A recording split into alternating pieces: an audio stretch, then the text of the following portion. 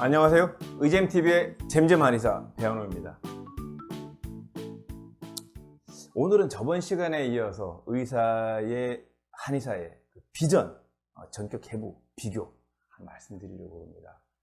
그 앞편에서 어떻게 하면 한의대 의대를 들어갈 수 있는지 저의 개인 경험, 그리고 이제 저번에는 의대 한의대 생활에 대한 간략한 소개 이렇게 드렸다면, 그러면 그 힘든 과정을 거치고 졸업을 하게 되면 내게 주어진 기회는 뭐가 있을지, 또는 어떤 기회가 더 좋을지 여러분한테 도움이 되도록 간단하게 요약해서 설명드리도록 하겠습니다. 그러면 의대를 들어가는 게 좋으냐, 한의대 들어가는 게 좋으냐? 결국은 의사가 좋으냐, 한의사가 좋으냐입니다. 결론은 현재 의사가 좋다입니다. 왜 그러냐면, 결과적으로 이 직업이라고 하는 것은 국가 정책에 따라서 국가 정책이 볼륨을 많이 가져다 주는 쪽이 유리하게 됩니다. 그 정책을 벗어날 수가 없죠. 그런 학문적 또는 정책적, 정치적 뒷받침이 지금까지는 의학적인 분야에 유리하도록 되어 있습니다.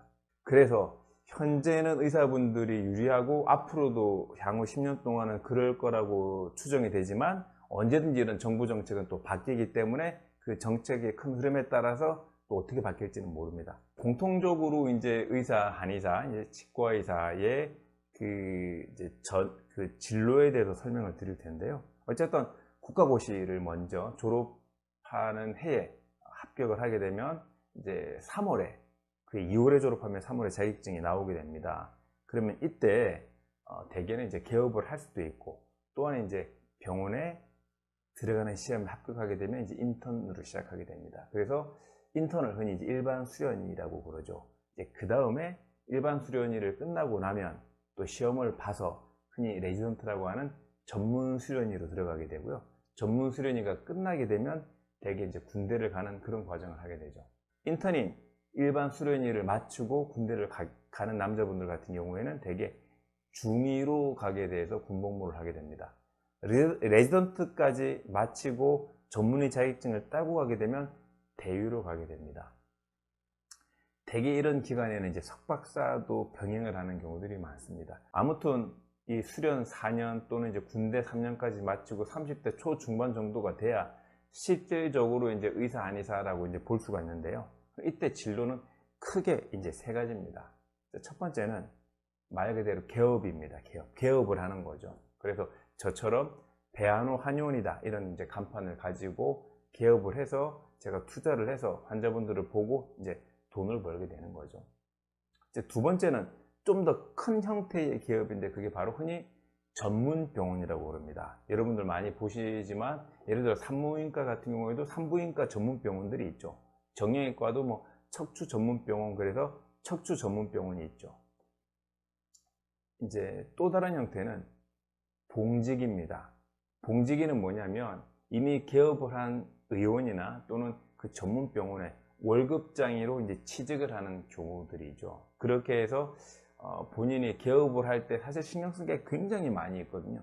개업을 하는 과정은 정말 서너 달 동안 엄청난 에너지를 소모하게 됩니다. 그런 과정에 겁나거나 싫거나 또는 경험을 쌓기 위해서 봉직으로 몇 년간 근무하시거나 아니면 끝까지 계신 분들도 있죠. 또 이제 나머지는 이제 굉장히 확률적으로 적긴 하지만 대학병원의 이제 교수로서 학문을 연구하고 후학을 양성하는 역할입니다. 물론 여기는 이제 TO 숫자가 굉장히 적죠. 그래서 그런 과정을 본인이 뭔가 공부하고 학자로서 또 가르치는 능력이 조금 더 탁월한 것 같다 그러면 그 길을 가시는 것도 굉장히 좋습니다. 이제 마지막 남은 기회는 뭐냐면 공무원입니다. 의사, 한의사들은 이게 이제 뭐 시행이 될 때가 있고 안 될 때가 있고 좀 왔다 갔다 하긴 하는데, 행안부에서 5급 특채로 뽑아서 필요한 곳에 이렇게 배치하는 경우들이 많이 있습니다. 보건복지부라든지 식약청이라든지 또는 심사평가원. 심사평가원은 건강보험과 관련된 일을 하는 곳이죠.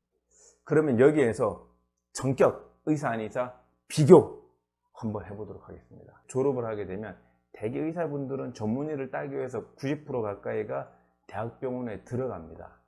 근데 한의사분들은 그런 대학병원에 들어가기보다는 주로 90%가 개업을 하게 됩니다. 그래서 이런 과정에서 한의사들은 공통적 교육받는 부분들이 좀 상대적으로 적어질 확률이 있고, 의사분들은 공통적 교육을 더 연장선상에서 받게 되는 경우가 있죠. 그래서 두 번째는 어떤 차이가 나느냐, 의사분들은 그런 공통과정의 수련일을 4년, 5년 더함으로 인해서 표준 가이드라인을 가지고 표준약, 표준시술을 하시는 경우들이 많이 있고요. 이제 한의사들은 바로 졸업하고 임상에 나와가지고 선배 한의사나 또는 소규모 스터디를 통해서 본인 어떤 실력을 키워나가기 때문에 표준 가이드라인을 따라서 치료하기보다는 그냥 각자 자기 역할에 맞는 특징적인 자기 치료를 하는 경우들이 많이 있습니다. 또 다른 차이는 졸업 후에 본인 역할을 더 높이기 위해서 의사분들 같은 경우에는 주로 영어권 나라에 유학을 가죠. 주로 미국에 1년 정도 연수받고 오는 경우들이 많이 있죠. 근데 한의사들은 물론 미국으로 가시는 분들도 있지만 본인 공부를 하기 위해서 중국 쪽으로 유학 가시는 분들도 많이 계십니다.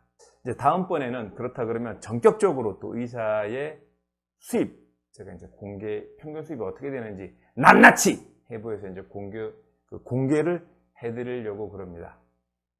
이 방송 좋으셨다면 구독 꼭 눌러주시고